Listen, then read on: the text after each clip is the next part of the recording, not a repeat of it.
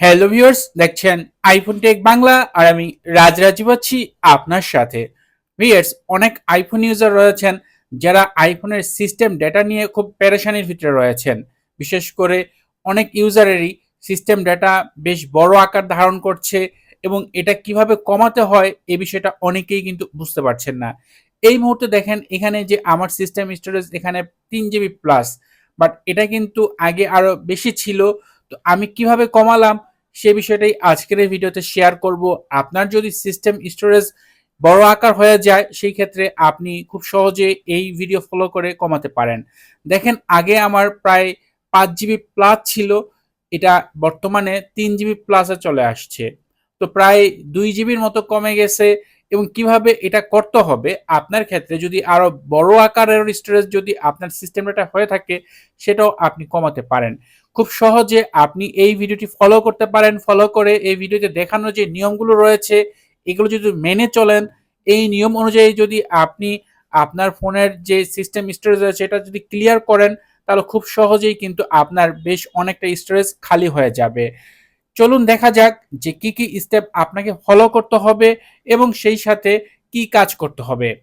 At first আপনাকে খুঁজে বের করতে হবে আপনার ফোনে এমন কোনো অ্যাপ রয়েছে কিনা যে অ্যাপগুলো আপনি ব্যবহার করেন না।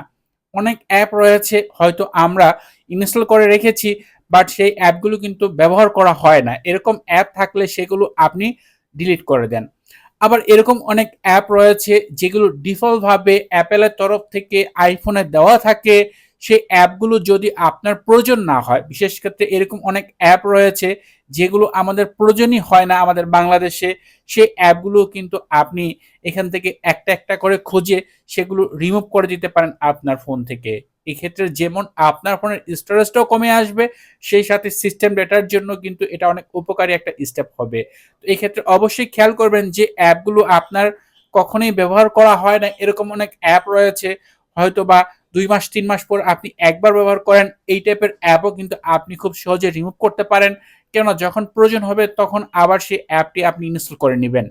এরপর আপনার ফোনে অনেক অ্যাপ যেহেতু আপনি ব্যবহার করেন সেই সকল অ্যাপে অনেক সময় ক্যাশ ফাইল জমা হয়। এগুলো চেক করার জন্য আপনি সেটিংস থেকে জেনারেল থেকে আইফোন স্টোরেজ অপশনে আসলে এখানে আপনার যে অ্যাপগুলো আপনি ব্যবহার করেন সেই অ্যাপে কেমন ক্যাশ ফাইল জমা হয়েছে সেটা আপনি দেখতে পাবেন। যেমন এখানে দেখেন ফেসবুক, এখানে ফেসবুকে প্রায় 2.5 জিবির মতো মানে 2.61 জিবি এখানে স্টোরেজ দখল করে নিয়েছে। বাট ফেসবুক অ্যাপের ওজন কিন্তু এতটা না। আমি যদি এখন এখান থেকে এই ফেসবুক অ্যাপ অপশনে ক্লিক করি, এখানে অ্যাপ সাইজ কিন্তু 316 MB, বাট এখানে ডকুমেন্টস অ্যান্ড ডেটা দেখা যাচ্ছে প্রায় 2 জিবির ওপরে। তো এরকম যে অ্যাপগুলো আপনি দীর্ঘদিন ব্যবহার করছেন সেই অ্যাপগুলোতে একটা ক্যাশ ফাইল জমা হয়। তো আপনার উচিত হবে সেই অ্যাপগুলো একেবারে ডিলিট করে দেওয়া।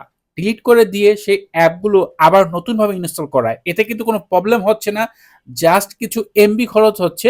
আর যদি ওয়াইফাই কানেকশন থাকে তাহলে তো কোনো প্রবলেমই নেই। এতে করে কি হবে, যেমন ফেসবুকে আমার অনেক ক্যাশ ফাইল জমা হয়েছিল, এটা সচরাচর সব অ্যাপেই হয়, সেই ক্যাশ ফাইলগুলো কিন্তু ডিলিট হয়ে গেল। আর এই ক্ষেত্রে ফেসবুকে এই যে আমার লগ ইন করা ছিল সেভাবে আপনি লগ ইন করতে পারবেন, এতে কিন্তু কোনো প্রবলেমই নেই। কারণ অনেক সময় অনেক গেম খেলতে গেলে দেখা যায় যে আপনার হয়তো লেভেল নতুন করে ডিলিট করে দিয়ে আবার নতুন করে ইনস্টল করতে লেভেল চেঞ্জ হয়ে যায়। বাট যে সকল অ্যাপ এই ধরনের অ্যাপে কিন্তু তেমন একটা প্রবলেম হয় না। এরকম অ্যাপগুলো আপনি এখান থেকে ডিলিট করে দিয়ে সেগুলো আবার নতুন করে ইনস্টল করে নেবেন। এছাড়া বর্তমানে সিম কোম্পানি থেকে এত এত মেসেজ আসে দৈনিক যে সেই মেসেজগুলো ডিলিট করতে করতে আমরা বিরক্ত হয়ে যাই। নর্মালি আপনি আপনার ফোনের যে মেসেজগুলো রয়েছে ইম্পর্টেন্ট মেসেজ বাদে বাদ বাকি সব মেসেজই কিন্তু আপনি ডিলিট করে দেন এবং এই ডিলিট ফাইলগুলো কিন্তু জমা হয়ে থাকে ফোনে। এডিট অপশনে ক্লিক করার পর এখানে শো রিসেন্টলি ডিলিট অপশনে গেলেই কিন্তু এই যাবৎকাল যতগুলো এসএমএস আপনি ডিলিট করেছেন সবগুলোই কিন্তু এখানে রিসেন্টলি ডিলিট অপশনে দেখতে পাবেন। তো এগুলো কিন্তু আপনার ফোনে স্টোরেজ দখল করে নিয়েছে, সিস্টেম ডেটার জমা হওয়ার বড় একটি কারণ।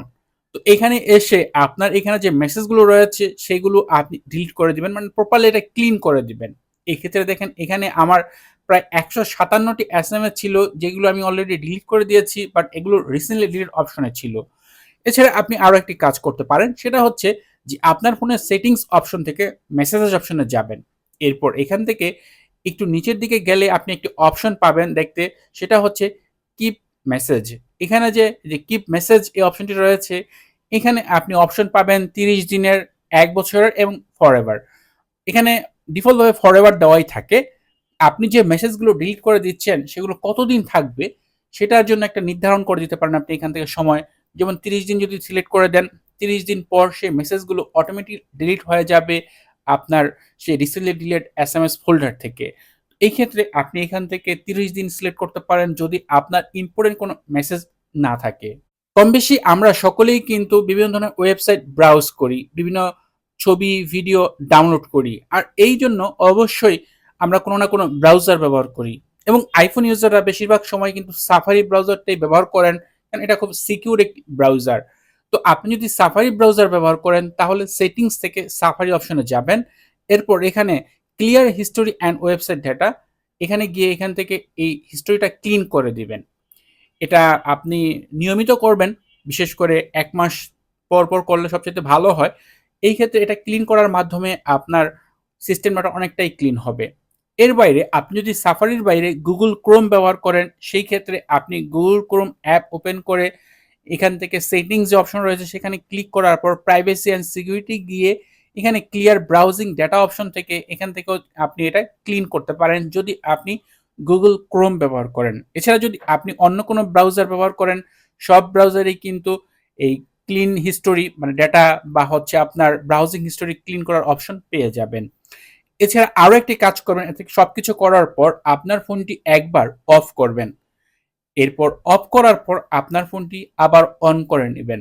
এত কিছু কাজ যখন আপনি করছেন এই কাজটাও করে নেবেন এবং এরপর যখন আপনার ফোনটি ওপেন করবেন, ওপেন করার পর আপনি সিস্টেম ডেটা অপশনে গেলেই আপনি নিজেই চমকে যাবেন।